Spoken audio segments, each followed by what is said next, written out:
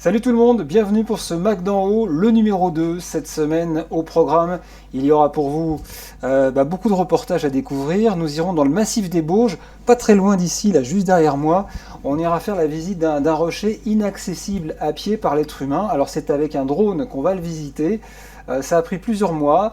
C'est un petit peu comme si on essayait de s'approcher d'un astéroïde dans l'espace. Et vous allez voir que ça a demandé quelques techniques pour être au plus près de lui, pour savoir ce qu'il y avait réellement sur ce rocher. On ira aussi faire un petit tour, on ira en Chine, on verra qu'en Chine on s'amuse bien avec des drones. Il y en a certains qui ont décidé de faire des courses avec des trains, ouais, vous avez bien entendu, à 140 km/h. Plus près de nous en Chartreuse, un massif aussi, une montagne emblématique de la Chartreuse entre l'Isère et la Savoie. Il s'appelle le Mont Granier, vous allez le découvrir. Le Granier qui s'est effondré en 1248, 1, 2, 4, 8, c'est pas très difficile à se rappeler. Et c'est d'ailleurs un moyen mémotechnique qu'utilisent les Savoyards et les Isérois pour se souvenir de cette date. Aujourd'hui, il a une forme un petit peu particulière suite à cet éboulement. Il y a toujours des éboulements. L'idée, c'était de l'approcher au plus près, toujours avec un drone. Et puis enfin, on parlera, puisqu'on est encore pas très loin de la période de Noël, d'un rêve d'enfant. Un rêve d'enfant d'un papa qui s'appelle Nicolas et Maël, qui avait créé une chaîne YouTube, qui existe encore d'ailleurs. Et il y a une dizaine d'années, ils ont envoyé des jouets dans l'espace, les jouets de leurs enfants. Alors je dis dans l'espace, c'est dans la stratosphère à 20 000 mètres d'altitude avec un ballon atmosphérique. Et bien c'est ce qu'on reverra aujourd'hui dans la rétro de ce Mac d'en haut. Je vous souhaite la bienvenue et le Mac d'en haut, autant vous le dire tout de suite, ça commence maintenant.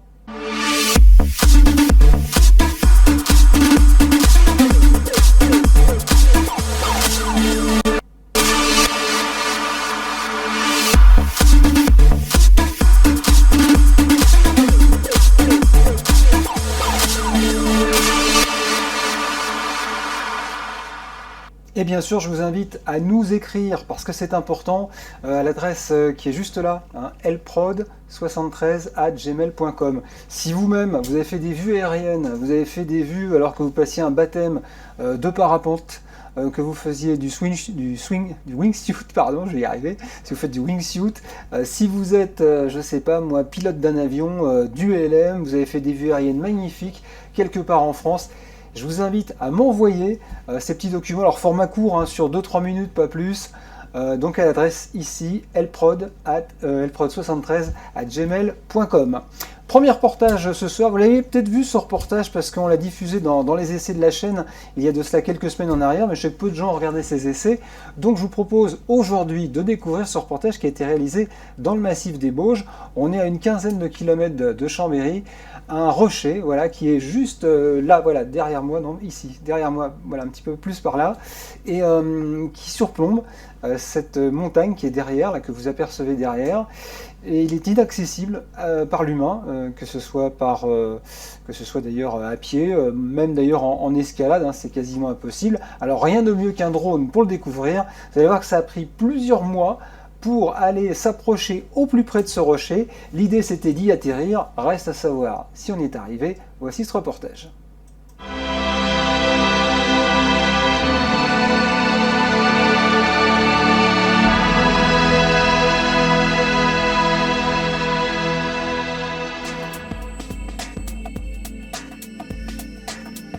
Partir à la découverte d'un rocher, c'est un petit peu comme essayer de découvrir une nouvelle planète.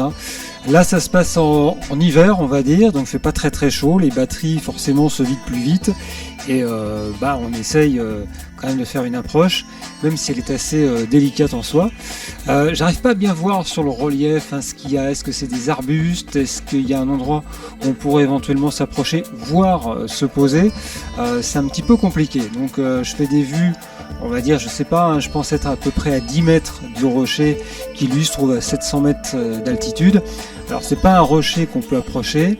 Et puis juillet 2023, là je me lance. Alors c'est un jour où finalement il fait très beau. Il fait beau mais il y a beaucoup de vent. Et ça va poser encore un autre problème dans l'approche, c'est que je me dis près du rocher, avec ce vent, est-ce que le drone va pouvoir survoler celui-ci, ou est-ce que justement il va pas se retourner et qu'on va avoir l'effet crêpe au sucre, quoi, et retrouver le drone complètement à l'envers. Et je fais une première approche que l'on voit là, qui se présente plutôt pas mal.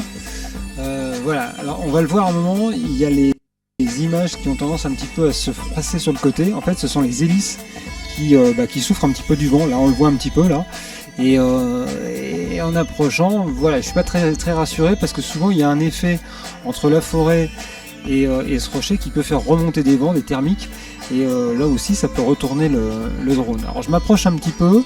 J'y vais quand même sur la pointe des pieds. Vous voyez, là, on voit sur le côté l'image qui se froisse un petit peu. Je fais une dernière tentative pour essayer de m'approcher au plus près. Je ne sais pas comment est l'environnement, si dessus c'est plat, si on peut finalement... Voilà, alors là je fais une dernière avance et c'est pas gagné, hein. C'est vraiment pas gagné du tout. Je vais essayer, voilà, de venir. Je regarde un petit peu ce qu'il y a en dessous, si des fois il y avait un espèce... Là on voit sur le côté, il y a une espèce de faux plat, comme si on pouvait se poser. Donc j'essaie de me rapprocher encore un petit peu et on voit que ça bouge un petit peu aussi et c'est pas gagné.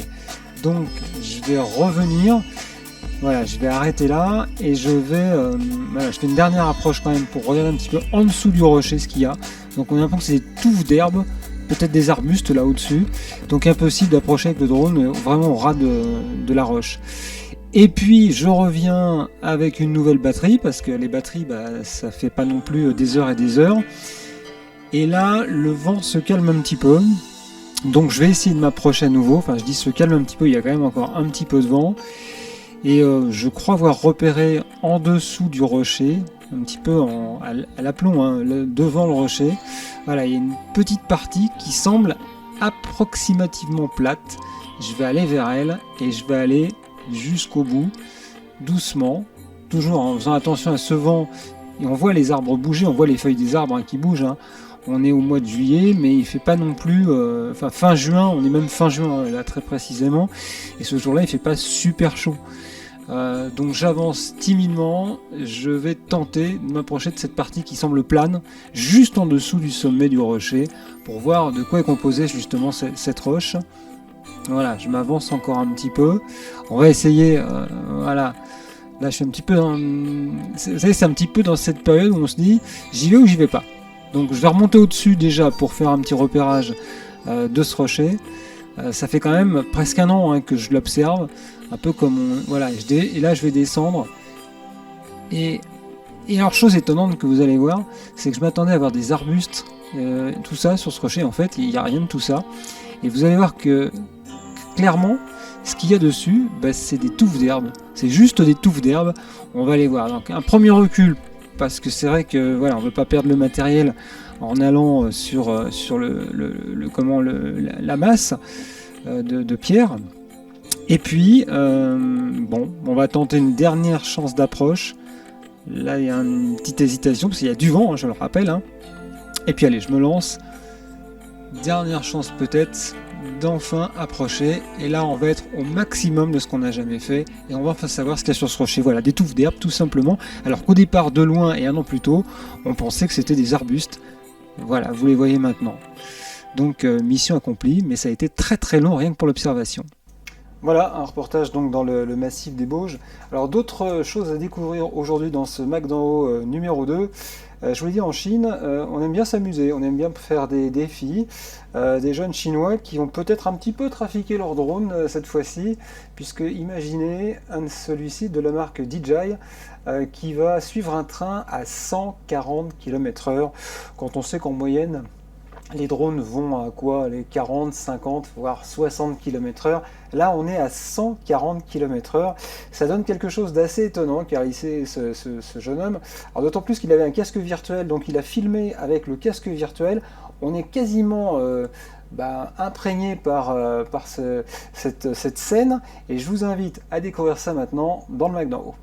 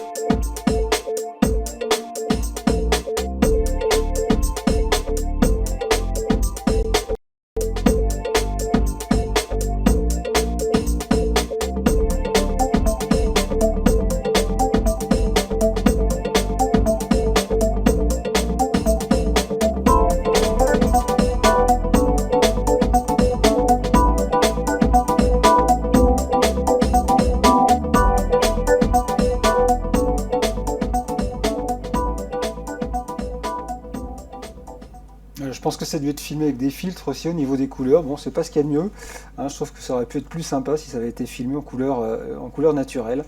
Voilà, ça se passe en Chine, 140 km/h ce drone qui poursuit ce train, avec en plus quelques petits loopings.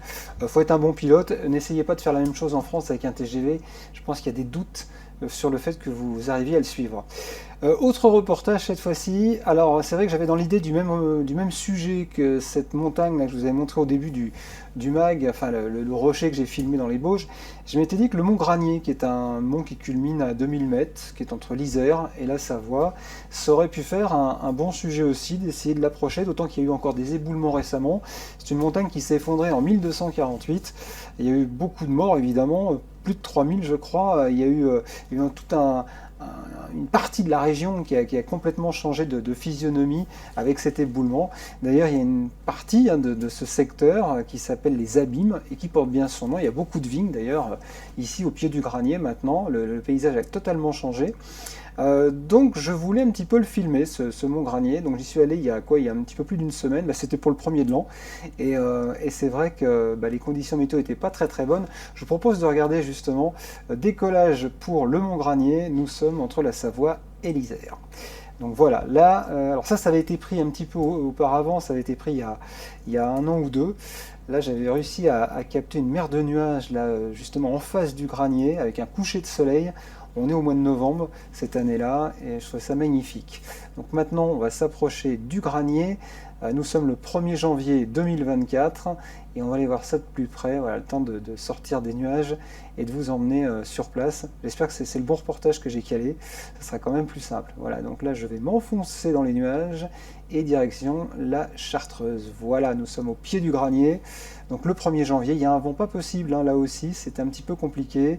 Il y avait des pluies qui étaient annoncées, donc je voulais pas prendre de gros risques. On peut voir d'ailleurs, hein, sur la gauche de l'écran un éboulement. Hein, il y a eu un éboulement il y a encore, je pense, quelques mois de ça. Et vous voyez cette façade abrupte, voilà, c'est tout ce pan de la montagne qui s'est écroulé en 1248 et qui a donné cette forme à cette montagne. Alors bien sûr, on peut l'escalader, enfin pas l'escalader, mais on peut y aller en randonnée au sommet, sauf qu'on ne peut plus s'approcher du bord. Et je voulais justement avec le drone, mais j'aurai l'occasion de le refaire, je pense, dans les prochains mois, quand les conditions météo seront un petit peu meilleures.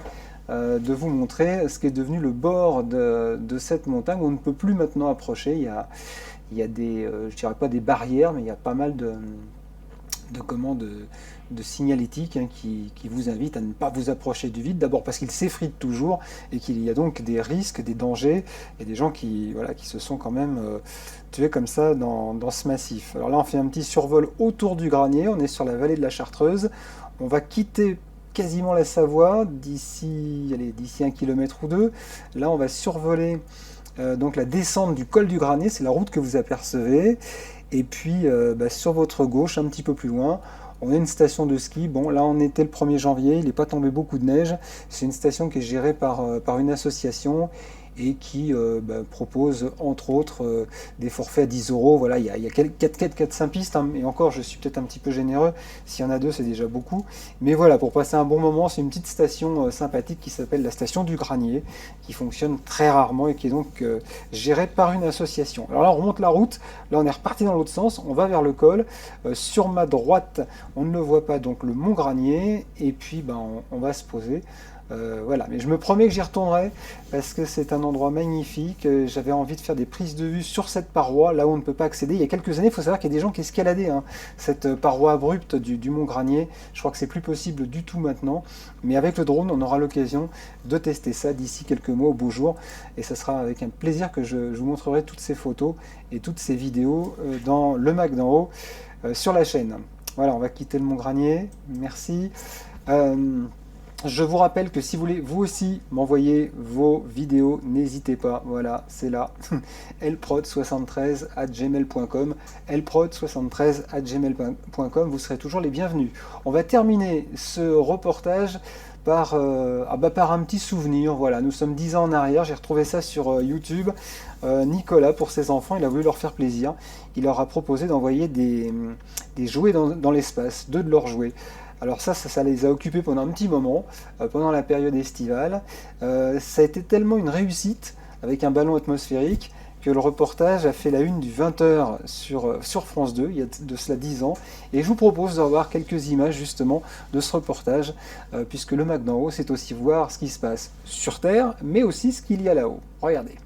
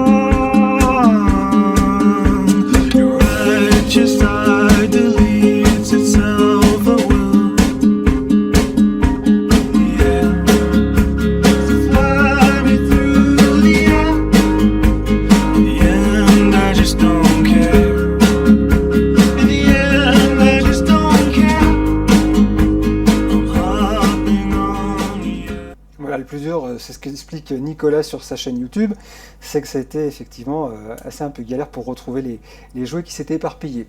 C'est la fin de ce Mac d'en haut numéro 2, merci de l'avoir suivi, vous pouvez le réécouter autant de fois sur la chaîne Elprod. N'oubliez pas que vous pouvez m'écrire elprod73@gmail.com pour m'envoyer des vidéos qui seront libres de droit, qu'on pourra diffuser. Si vous avez fait des vues aériennes, alors que ce soit en montagne, à la mer, si vous êtes monté sur un ballon, pas un ballon, mais en particulier, oui, enfin un ballon atmosphérique, ou par exemple un parachute ascensionnel, vous avez fait ça à la mer, c'est l'occasion que jamais, vous avez fait du parachutisme, vous avez fait du parapente, vous avez filmé tout ça, envoyez-moi vos vidéos, c'est super sympa, elprod73@gmail.com. Je vous souhaite un bon moment, à très bientôt, et je vous attends pour vos futurs projets, vos vidéos sur la chaîne Elprod. À bientôt.